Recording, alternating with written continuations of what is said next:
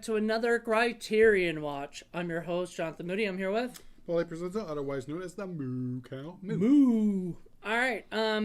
So we're going to be talking about the 1955, well, sort of classic, I guess. I mean, it's not as well known, it's not as well talked about today as a lot of movies of that time. Kind of odd. We'll get into that, but we're gonna be talking about Night of the Night of the Hunter, and I say it like that because it does say the Night of the Hunter instead of Night of the Hunter, which I feel like Night of the Hunter is what it would be called today. It wouldn't be the Night of the Hunter, but it does span more than one night actually. So I don't think it should technically be the Night of the Hunter because there's way more than one night.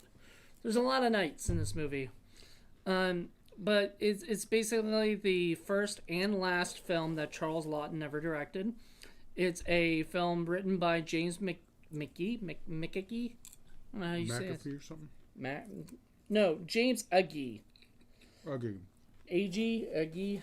I don't know how you say sorry. If I'm pronouncing it wrong, not very good at that. Based on a book by Davis Grubb. And music composed and conducted by Walter Schumann. I forgot the name of the guy who did the cinematography. Stanley something Cortez or something. Stanley Cortez. Yeah, something like that. And it was wonderfully done. Acted by Robert Mitchum, and Shelley Winters Creepy gets credit second, but really she nor him are really the main focus. Focus are the kids, but they were like little kids who I'm sure had gone on to do other things, but John we don't know. And his stupid little sister Pearl. Yeah, John and Pearl. And so basically it starts off with John and Pearl are just two normal little kids with their mother, and their father gets into some trouble, has murdered some people, and has stolen $10,000. As you do. And and the father's Peter Graves, by the way, young Peter Graves, who I always know Peter Graves from freaking Airplane and stuff like that, but he's been in countless movies, all over the place. He was always good. You always get a good performance out of Peter Graves. Yeah. So then he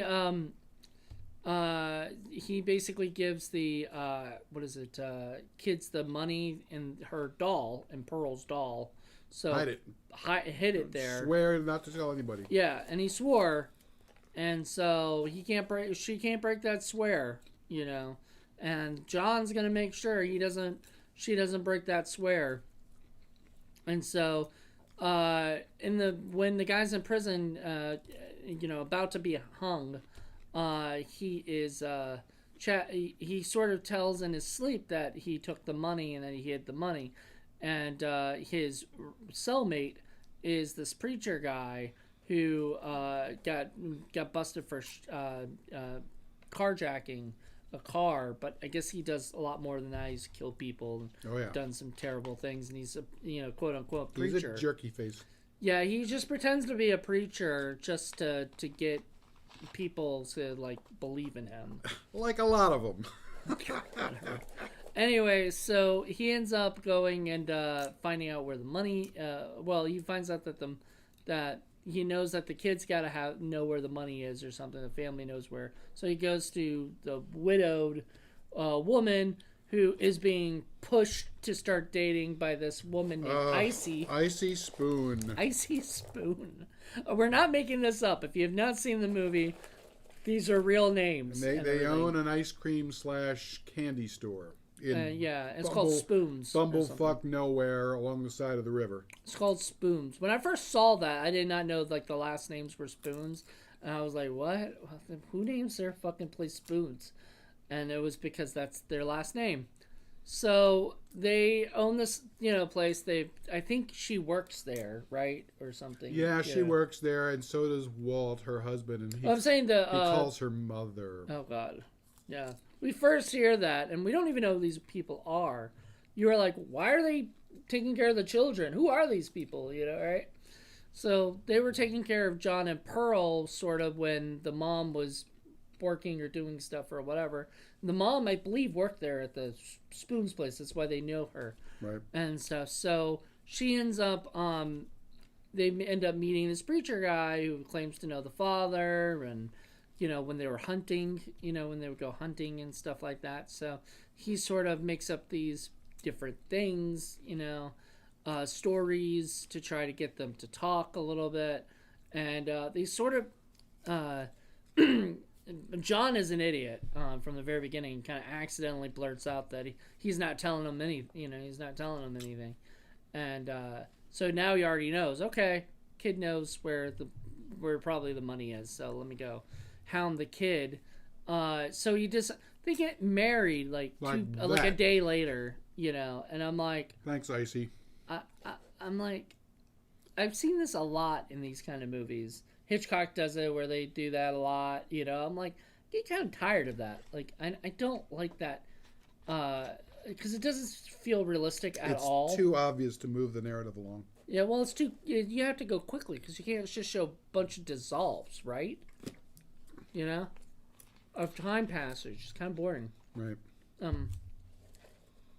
Anyway, so they kind of to move the story along, they get married, but he is very, speaking of Icy, he's very cold to her, and kind of tells her they're not allowed to have sex, they're not allowed to do anything on their honeymoon. Because he's some kind of weird, twisted Christian wannabe. I don't think he is. No, he does. He perverts everything. I think he's pretending to be. He uses it all to his own means, and he does it so he can get past all these hayseeds that, because they're all kind of like these broad stereotypes of rural people who believe anything as long as you say amen or Jesus. All of a sudden, you're in. That's all you have to say. Yeah.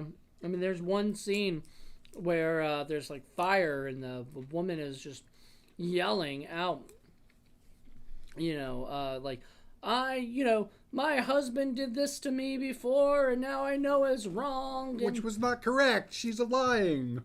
Right. And he bought this money and now we threw it in the river. Because that's what we, and I'm like, throw it in the river. Amen. Woohoo. No, like, what does it mean? I don't know. Anyway, it doesn't mean anything. It just means she's being manipulated and controlled by this preacher guy who's not really a preacher. So, anyway, so he gets, she starts to notice, like, he's getting really, like, rough with the kids, and he's getting, and he's wanting that money. So she starts noticing that and kind of tells him, you want that money, don't you? And so that means bye-bye Willa, which is her name. Bye-bye Willa, because she can't know anything that's what's going on. She can't know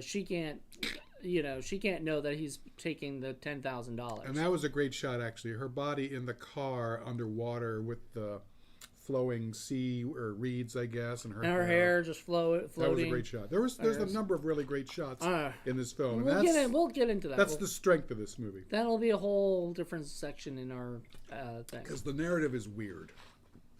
Narrative is weird. I'm not gonna lie. So speaking of narrative being weird, so then we come back to the kids. The kids are hiding. Well, first of all, they run away. Before they run away and hide and then run away. What happens is, like, he goes down and kind of tells Icy and Walt, the two spoons. Because they're dumb and they believe him. Two spoons.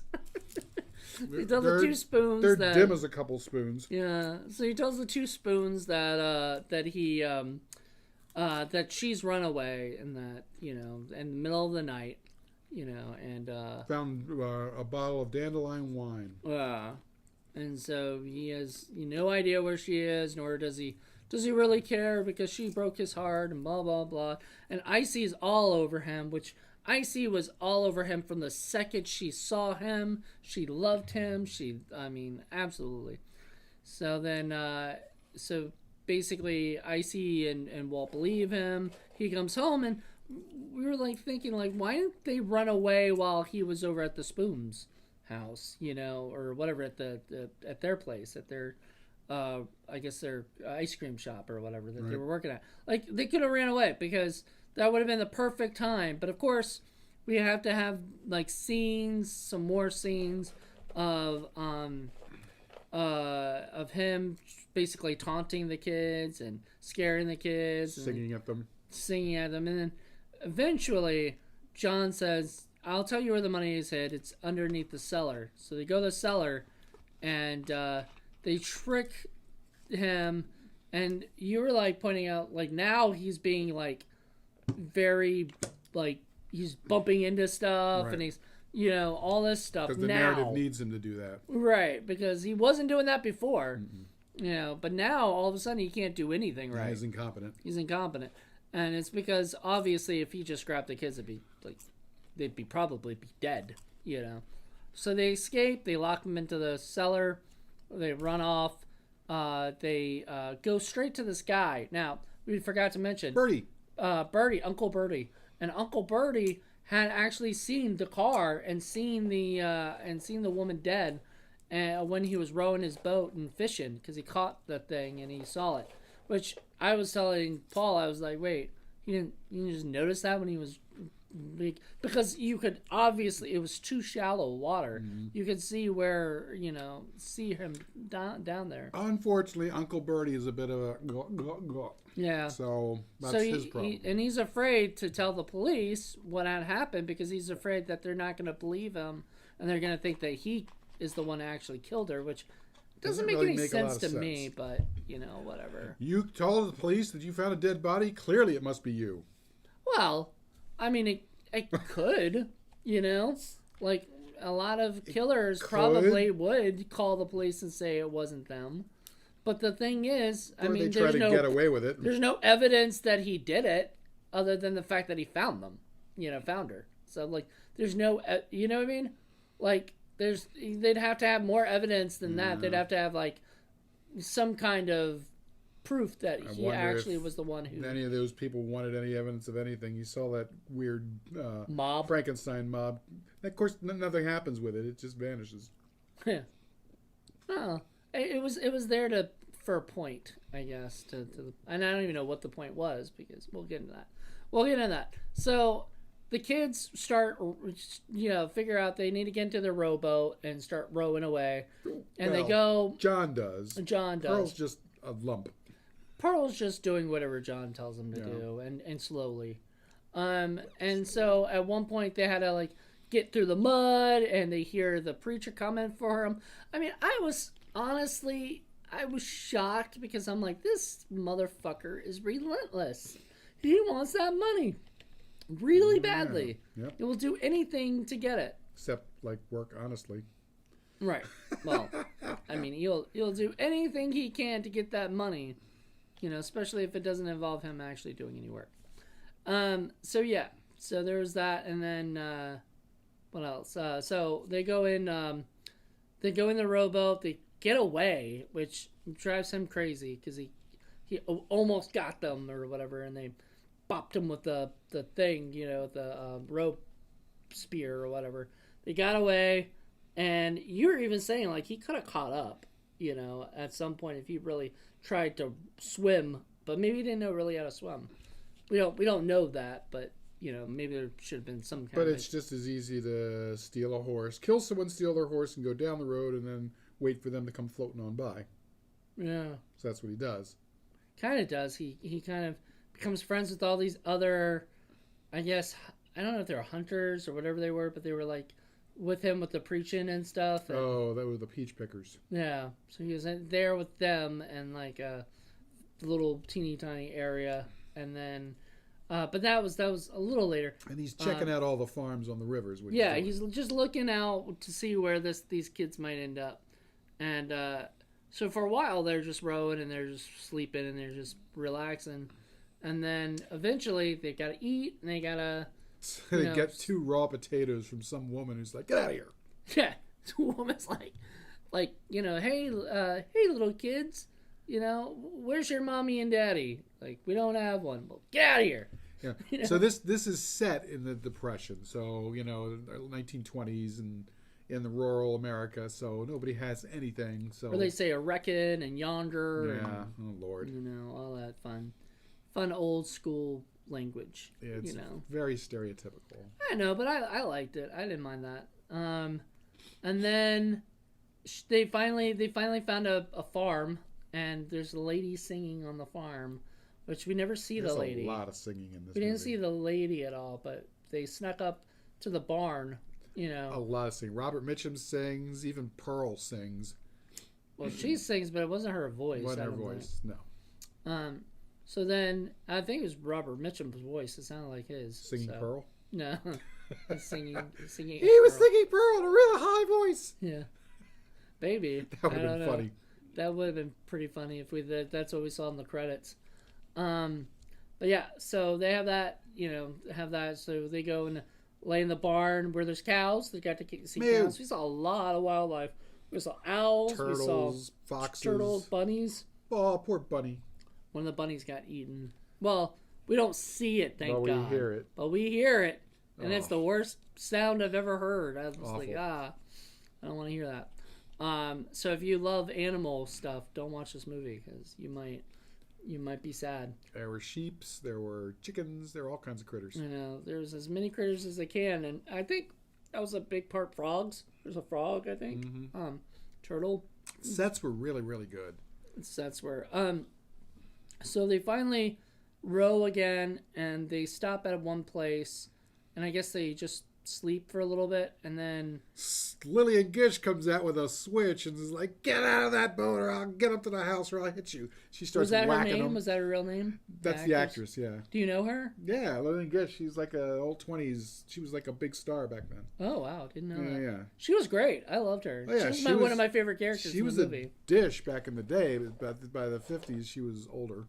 Yeah, she wasn't that great looking on that, but she was, at first she starts like saying she can grab a switch and beat them and stuff, and I mean she's a little hard on them, but like you can tell she actually loves them.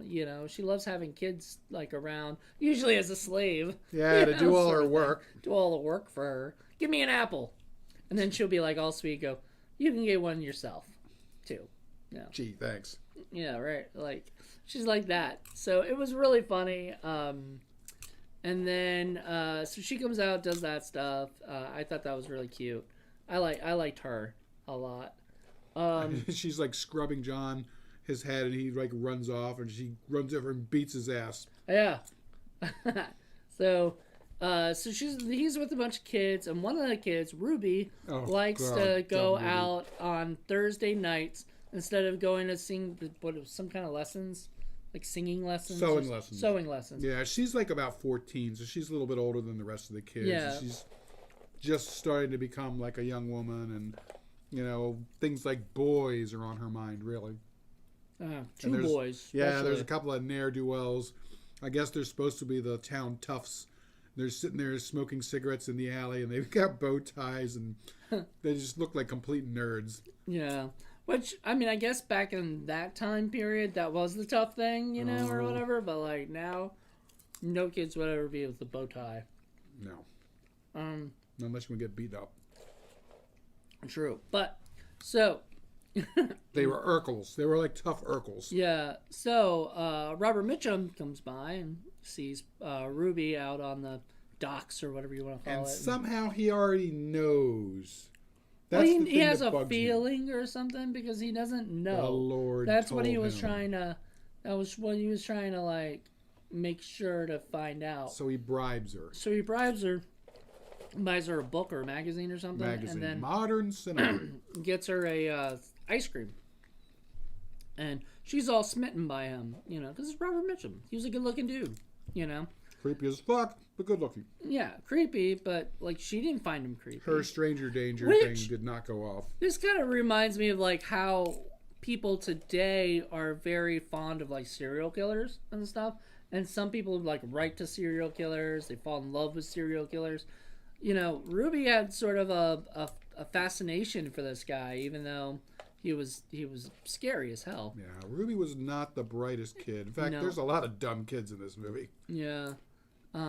John and Pearl are not the smartest either, but John tries. John tries. He's smarter, I guess. But also Pearl's much younger and kind of more naive and more sweet. I know. He twisted her arm pretty bad, made her cry, And yet when they go up to the farm, she runs right up to him. Like, Yeah, dude, it's did like- you forget? Uncle, yeah. I mean, yeah, that's true. And then she drops the fucking doll. Well, anyway, we'll get to that. We'll get to that in a Drops the second. doll. That's actually coming right up. So, what's his name? Robert Mitchum's character. What was his name? Harry. Harry Powell. Harry Powell. So Harry finds we can't call him the preacher, so I do want to say his name. Harry finds out, through the Trouble with Harry. the Ruby, where that there are two new kids, and their names are John and Pearl. Ding, So ding, he's ding. like, okay. And he's like, did he have a doll? Did she have a doll with him? He's like, like, yeah, she yeah. didn't let me play with it. And then he's like, oh, ready to go. I know, he like jets out, and she's like, telling the other kids, oh, you're not as cool as him. I won't even make him buy me an ice cream next time. And I'm like, woman, you just screwed over John and Pearl. And bad. we know what your price is. I know, you need Bit of some ice cream? Well, that I understand. Oh, that's a 14-year-old who doesn't get ice cream because, It's the the depression. Woman, the woman there, Hey, you buy me ice cream, I'll tell you anything. Is that how it is? That's how it is. That's how it is these days. Anyway, what else? So she what else happened? So Well, that's when he decides to go stalk them at the yeah. farm. He shows up. Well, he shows up first, and the woman is like, that's when the kid comes, Pearl runs. And she drops the already jaw. has an idea. She already has an idea that there's something wrong with this guy. Oh yeah, the old lady, yeah. And so she's like, oh, get John and Pearl and have them come over here. We'll settle it, right? And so they come, and she drops the doll, and the first thing the woman asks is like, so are you gonna go with your paw? And he's like, that ain't my paw. And he's like, and I bet he ain't a preacher either. Get Yeah. off my property. Because there's that one moment where she does show how different she is from the Spoons and some of the other dumbasses. Because he says, oh, I see you've been seeing my hands, because he's got love and hate written on his knuckles like a fucking psychopath. And so he's like trying to explain. So he goes into this, oh, I'm going to tell you the story of Cain and Abel and how love fights hate and all that. And she's like, she cuts right through it and says, well, what did you, are you their father, or what's going on here? Doesn't give him the moment to even talk about that stupid shit. Whereas the other people were just like, oh, All enamored by it. eating up like a spoon, Okay. man. Ah, like a spoon. There you go. Well, just like their name. So, here's the thing with this, is that the people in this movie, you're right. Like, and it's funny that he has sheeps. A lot of them are sheeps, Absolutely. and stuff, and they completely buy into this guy. Like, they don't even know him. He's just a traveler. He's a foreign stranger to where they are, and they're just like, he's good looking. He's a preacher. He's the man. And of then the when they world. find out that they've been had, boy, do they take it badly. Yeah. That's after. So what's his name? John starts running after the doll. So does Harry. John grabs the doll, runs under Under the stairs. under the stairs, and he grabs him, and then the lady pulls out a shotgun and says, "Get off my property," basically, and stuff, or I'll shoot you. And then so, dumbass says, oh, I'll be back tonight when it's dark. Really? I guess I'll wait for you with my shotgun. So she waits, and he's singing his song, and then To let him know. Basically a bunch of other shit happens, and he goes into the house and tries to grab him, and then eventually shoots. Even though there's a cat. Now, I'm wondering what happened to that cat. I don't know, but I know hope not. that he gets shot and he goes, "Ah, ah, ah," and he sounds like a wounded chicken, and he goes running off into the barn. I know. It was the That was weirdest scene. I'd forgotten about that. Yeah, I forgot about that too, and I was like, wait, what in the world The fuck just happened? I know. I was telling you, it became a what the fuck Friday all of a sudden. It was really out of nowhere. Then she picks up the phone, because she actually has a phone in the house. She's like, oh, tell them state troopers I got something in my barn. And then it took like fucking forever for the state troops to come. And then they show up, sirens blaring with like 4 guys with guns. I'm like, really? Actually, it was more than that. That was like 6. Yeah, it's like 6. 6 people with guns. She just said there was something in my barn. She didn't say, hey, that murdering psychopath with the tattooed fingers is here. Yeah, I'm sure she told over the phone. We didn't see it. We didn't see it. Yeah, we didn't see that. But that's what I would assume. But anyway, so they arrest the guy, or whatever, for trespassing. Well, no, they connected him with the murder of Willa. Well, no, but yeah, they did. So we didn't see old Bertie telling them, but that's must have what happened. Yeah, he finally sobered up and said what he saw. Yeah, because he wasn't going to do it when he was drunk, but No. he didn't mind doing it when he was sober and remembered, oh shit, there's a dead body in the. I mean, he did. The kids did go to him first, so I'm assuming somewhere along the line when he woke up, he remembered that. Yeah, so he went and they went and they connected the thing. They actually said you're under arrest for the murder of Willa, and they took him in, and then apparently he's killed other wives. He's a Bluebeard. Yeah, so I'm guessing that's what happens is he marries these people, kills the wife, then takes their money and goes somewhere else. So he's like sort of the male version of a Black Widow. Pretty much. You hear the Black Widows always being female, but like he's like the male version of that. So then he goes and ends up so they end up like putting him in jail and he's gonna get hung. This is where it gets really strange. We have some odd scenes because then, Grandma Cooper has got the kids off like having dinner somewhere, and all of a sudden the mob bursts in. It's like, there's those kids that the guy was after, and blah blah blah blah, and basically chased them off.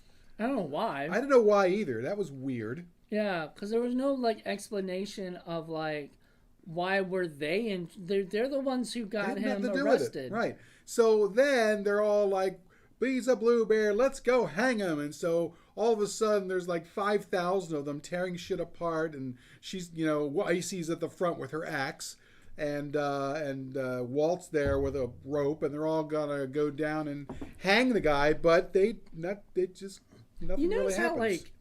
how easily switched they are. Mm-hmm. Like they're so enamored by this guy, but then the second they hear he killed them, boom, now all of a sudden we're on the opposite side. Right, right. There's no like middle direction. There's no like, damn man, we could have been killed. Man, were we stupid? Were we stupid to believe this guy? Mm-hmm. That kind of thing, which would happen probably nowadays. But it's literally one or the other. It's right. like we either love this guy because we think he's the next Jesus Christ, or we hate this guy because we think he's the devil.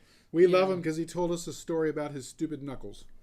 Which I'm sure he got in prison. Yeah. Because like that's a lot of prison stuff when you get those. But it's just weird, the whole ending, because, the mob goes to the place where the jail is, where he is, and you see the cops taking him out, and that's it. Nothing happens. And then you cut back to the farm, and it's Christmas time, and then she tells them about their gifts, and John steals an apple and presents it to her. It's her apple, and that's his gift.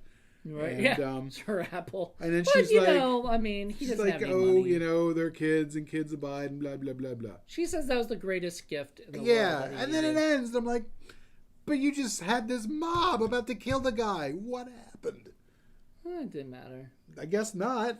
It's just like most of this movie, like a lot of it didn't matter. We even noticed that like a lot of it is just like you were saying, like one scene would lead to another. It just didn't. Like we didn't need that scene. What was with that scene? Yeah, some of the editing is a little odd. Yeah, it made some odd narrative choices, but there was a lot of really good shots. They made really good use of sets and some flats. I gotta imagine that some of that river scene was definitely created because it just looked. It almost looked like it was a stage show. Mm-hmm. It was very interesting, very intimate, very contrived, but in a good way. It looked really good, and the cinematography was amazing. Was top notch. The use of shadows, acting was amazing. Oh god, let's talk about that. Yeah. There were some great shots. Like the first one we like noticed, I guess, was when they were in bed talking to each other, and then all of a sudden you see the like shadow of him. And he's outside under the gaslight. Yeah, which you said was very reminiscent of like Exorcist The later. Exorcist, where the priest is under the light. Yeah. Which I'm wondering if the Exorcist, like William Friedkin, was like a big fan of this movie necessarily, and wanted to sort of homage that. Which is so funny because like everybody thinks of that movie and thinks of that scene and everything, and they always, I think they think it's like original, whereas you look at this and you're like, oh shit, it wasn't, some things always come before. There really is no original stuff at this point. I don't know. This movie had those shots. I don't remember anything before 1955 that had that kind of like shot like that. You look at some of the early F. Murnau movies, the German ones. You'll see a lot of that too. In M, we're going to show you M. Yeah. You're going to see a lot of that there too. But it was really, really well done. And then there was another couple ones too where we were looking at it. Just the way that it was lit, plus the shadows, plus the fog, and you were like, oh, that looks like an Exorcist shot too. And yeah, there was definitely a lot of that going on, and it looked great. It did. It was a fantastic movie. Like, I really had a fun time rewatching it, and like the fun part about it is I totally forgot about a lot of this stuff. Yeah, I kind of forgot about some of it too. It's been a while since I watched it. Me too, and I watched it with one of our mutual friends, and we were just like, oh my god, this was intense. It was crazy. It was fun. Because Robert Mitchum plays quite the psychopath. Quite the singing psychopath. The singing Bible quoting psychopath. That should have been the title. Not Night of the Singing Psychopath. Yeah. Yeah, he was pretty relentless. And even the kid at one point is like, God, doesn't that guy ever sleep? I know. Well, I was like thinking, don't you ever sleep? You're awake when he's awake. Yeah, yeah. Well, the kid's trying to get away, so you can understand it. But... He's got to stay awake because he's got to make sure that they don't get caught. Mm-hmm. And, I mean, that guy's around all the time. So he knows where they are, sort of thing. And he's following them. He's able to... He found out that those two were, at that house, just needed confirmation before he went over there, I guess, and stuff. And, I mean... Some of the kids, though, they were just like... The Pearl was a dumbass. Ruby was a dumbass. You've seen all the little girls in this movie? Yeah, there were some dumb people in there. A lot of the grown-ups, too. They made jokes about John and Pearl at one point, talking about, when they were telling the story of Moses or whatever, and they were like, is it like John and Pearl? And I'm like, the gang of kids were teasing them when they're like, hang, hang, hung, hang, hang, hung. That was fucked up. Yeah, it's like, gee, their father just hung. And that's what you're singing? Oh. And the kid goes up and does Hangman? I think I ought to ever beat his little ass. Yeah, well, John shows more restraint than what he should. John was a good character. Like, he was a really good, strong, character. He had, and I kind of made a joke when we were watching it because it became like Tom Sawyer and Huckleberry Finn kind of thing with with his Uncle Bertie or whatever guy.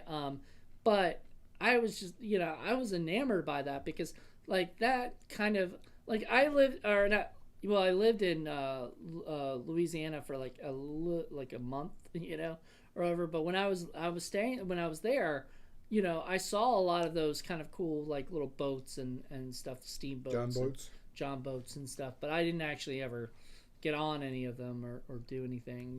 Like that would have been cool just to be on one, just to check them out. But they were it was such a neat like thing, like just a neat. We talked about it before too ourselves, where we were saying like this is a small town. You said you love the sets. I love some of the sets and some of the other pieces that they had that weren't sets. You could tell some places it wasn't a set. Yeah, it was very bucolic. It was very. This was, I guess at their time would have been 30 to 40 years earlier. A much simpler time. The cars were all like 1920s kind of cars. Other people still rode horses. Yep. You could practically see outhouses. I like the fact that nothing was brand new. Mm-mm. Everything was worn looking and had creases and old paint and things peeling off, and it looked lived in. It looked like a real world, even when they were sets. You know, whoever was the set designer did a really, really good job, I thought. Yeah, So they were great. yeah, So. there was some detail there. So Charles Laughton had some pull. I'm not sure exactly what it was that made him decide to do this particular story, but whatever it was, he put his all into it, and he did a pretty good job. There were some really good shots. This Criterion, by the way, I want to point out. I don't know why he didn't do more stuff. I don't know either. So this Criterion, the special features include, there's 2 discs, by the way.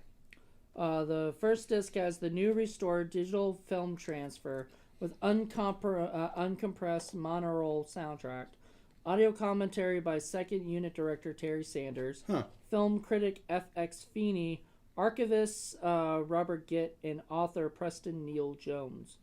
New documentary featuring interviews with producer Paul Gregory, Saunders, Feeney, Jones, and author Jeffrey Couchman. New interview with Charles Laughton biographer Simon Cowell. I was going to say, it can't be Charles Laughton. Simon Cowell? It's K or Calllow. I don't think that's the same Simon Cowell from American Idol. Clip from the Ed Sullivan Show in which the cast members perform a deleted scene. Interesting. 15-minute archival documentary about the film featuring actor Robert Mitchum. Archival interview with cinematographer Stanley Cortez. There you go. Gallery of sketches by Davis Grubb, author and of the source material. Disc 2, however, that's just Disc 1. Disc 2 is the Charles Laughton Directs, The Night of the Hunter, a 2.5-hour treasure trove of outtakes and behind-the-scenes footage.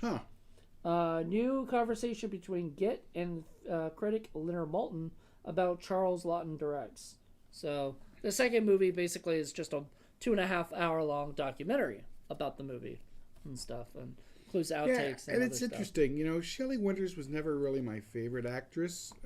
People forget that she was more. decent. Wasn't she a musical person? I think so. I mean, she was also in Lolita and a few other things, and then she Stanley Kubrick's Lolita. Yeah, she physically changed later on in life and didn't have the same kind of roles. You know, she was in what was that ship that turns underwater and they had the Titanic? Yeah, no, not Titanic. The early one, the 70s. Oh. With I think Charlton Heston's in there and the ship. Oh, Poseidon Adventure. Poseidon Adventure. Yeah, she was in that. I was like, wait, what? I'm thinking Titanic stuff, but yeah. But I'm sure she was. She was interesting in this. It's just I don't know who else I can think of that would have done that role. Was this this wasn't a major release though, was it? I mean, was this kind of a? Put this Seems out. like this. It feels like this was like a special project. Probably not. Like It says feels like he called in a lot of favors to get this done. it says it's put out by United Artists, MGM, UCLA, INA, and some other stuff that I think is just other things. I don't know. Interesting. Yeah. Anyway, this movie is just fantastic. If you haven't seen the movie, go watch it. Seriously. Yeah, like buy that Blu-ray. Yeah, it seems like if you really are interested in the film, this is gonna have a ton of shit. It's gonna have a ton of shit. Also, if you're really interested in the film, this looks beautiful. Yeah, it looks great. Like the Blu-ray is probably the best you're gonna see it, and Criterion does a fantastic job. Just, I mean, I know we blow smoke up Criterion's ass because we have a whole show about watching the movies that are on Criterion, but there's a reason we love this stuff. You know, we love these movies generally. I mean, I don't think I'll ever pick a Criterion film that I didn't like, you know, as part of the show. What? Big Sleep? Did you think that was boring? No, you mean The Big Chill. Oh, Big Chill. That's what I meant. The Big Chill. Big Sleep I liked. Yeah, Big Sleep. That's a classic one. Big Chill, I don't think we'll ever do. It's a big snooze. Well, I might have to rewatch it again. Sometimes I feel like movies deserve like a second chance, you know, especially ones that are so well loved. But it wasn't my cup of tea. But also neither was The In-Laws, which I got because I love Peter Falk, and I thought that would be great. But that wasn't nearly as great. this movie I picked, when we were, because this wasn't originally planned to do. This was kind of a last minute, like, hey, let's do a Criterion since that's coming up soon. And I have this as well. Yeah. I primarily like it because of the cinematography and then the creepy performance that Robert Mitchum gives. And he had no idea I was going to pick this necessarily. Do you have the DVD or Blu-ray? I have the DVD. Okay. So you should get the Blu-ray at some point. At some point. At some point upgrade, but there's so many other Criterion films that you could own. It is an odd duck, narratively speaking. It's got some weirdness to it. It does have some weirdness to it, but I like the weirdness, and I think it's sort of an interesting film to rewatch and rewatch. I don't know if I'd watch this like every year or anything. This might be like a once in a 4 or 5 year kind of thing. Plus, you get to see Peter Graves play a tough guy. I know, which was cool. Yeah, and he was so young looking. It was crazy. But you could tell it was Peter Graves, and I was that's awesome. I like him. He is fun. He's usually funny too, so it's fun to watch him play a serious role where he's, doing that. So I dig him in it. I dig everybody in it. I thought everybody did a great job. I mean, I don't think even Icy, who wasn't my favorite character, I loved her. Because she is one of those pains in the asses, Classic pain in the ass, busybody. Yeah, just all up in everybody else's business except her own. And I love that. Like, I thought that the lady who did Icy was wonderful. Oh, God. What was that line she gave? Something about fudge? Oh, God. Something about you want to try my fudge or something? Or... You're not sticking your finger in my fudge or something like that. I was like, you're damn right we're not. It was just because all I could think about for fudge was butthole. And it was just, the look on her face when she said it was just, that was unintentionally hysterical. Well, yeah, it was not meant for us to be laughing. In fact, back in the 50s, I don't think anybody laughed in the audience. Well, I mean, I think it was supposed to be a funny line, just not for the reasons that we were thinking of it. No, maybe not. Because we're horrible people. It was so funny. But it was one of those movies where, it was not what I was expecting on the second time watching it. I just totally forgot a lot of stuff. And like I said, I'd love to visit this again in a few years or whatever when I totally forgot about this stuff, unless I re-listen to this podcast or whatever, and I'm like, oh, okay, yeah, I forgot about that. But are you gonna tattoo love and hate on your knuckles? No, but didn't he, we talked about that, like Cape Fear. They had the thing, at least in the Robert De Niro version. Right. So I don't know if he did that in the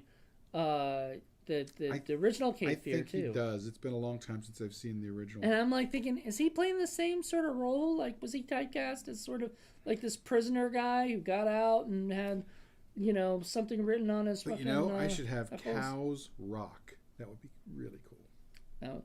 And then you'd be like, let me tell you the story of the cows rocking. Cain and Abel. Well, no, you don't even have to do Cain and Abel. Just talk about cows.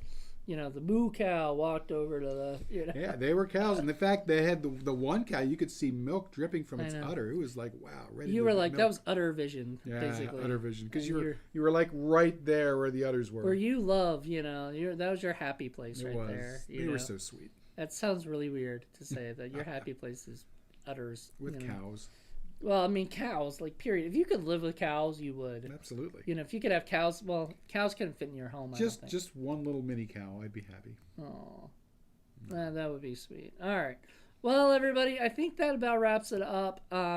Join us next month. It'll be Paul's pick, and I think I know what he's picking already and everything. But this has been weird. It's so far 3 movies that we've done all black and white. Mm-hmm. So are we going to keep that going? We're not going to keep that going? We'll see. We'll find out. Join us next month on a new episode of Criterion Watch. Till then, everybody. Keep your fingers out of my fudge. Keep